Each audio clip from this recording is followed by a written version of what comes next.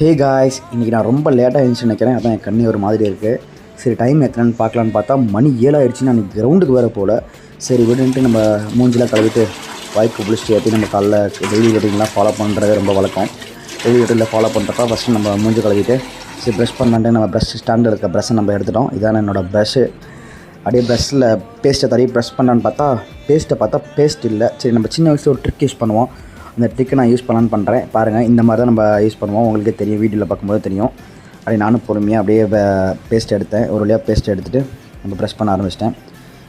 நம்ம ப்ரஷ் பண்ணும்போது மிரரை பார்த்து ஒரு ப்ரஷ் பண்ணும்போது அது ஒரு தனி ஃபீலிங்காக இருக்கும். ஸோ அதனால் நம்ம எப்பயும் மிரர் பார்க்குறது வழக்கம். அப்படி நம்ம மூஞ்சுக்குள்ளே விட்டு மூஞ்சிலாம் தொடச்சிட்டு சரி டீ சாப்பிட போவோன்ட்டு ஃபஸ்ட்டு நம்ம டீ சாப்பிடும்போது முன்னாடி தண்ணி குடிக்கிறது நம்ம வழக்கம். தண்ணி மெயினாக குடிச்சு தான் ஆகணும், ஏன்னா அதுதான் நம்ம உடம்புக்கு நல்லது. சரி, அப்படியே செப்பல் போட்டு சரி நம்ம பேக்கரிக்கு போவோன்ட்டு வீட்டை விட்டு கிளம்பியாச்சு. இதுதான் நம்ம வீதி.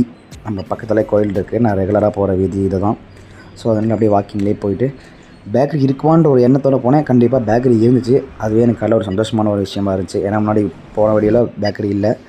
அன்னைக்கு ஒரு காஃபி சொன்னேன். சூப்பரான ஒரு காஃபி போட்டு கொடுத்தாரு. அங்கே வந்து அப்படியே ஒரு காஃபி குடிச்சிட்டு மறுபடியும் பேக்கரி விட்டு வெளியில் வந்துட்டேன். மறுபடியும் வீட்டுக்கு வரலான்னு நான் கிளம்பிட்டேன். இனிமேல் நம்ம வீடியோ பார்க்குற மாதிரி இருந்தால் சப்ஸ்கிரைப் பண்ணுங்கள், லைக் பண்ணுங்கள். பாய்.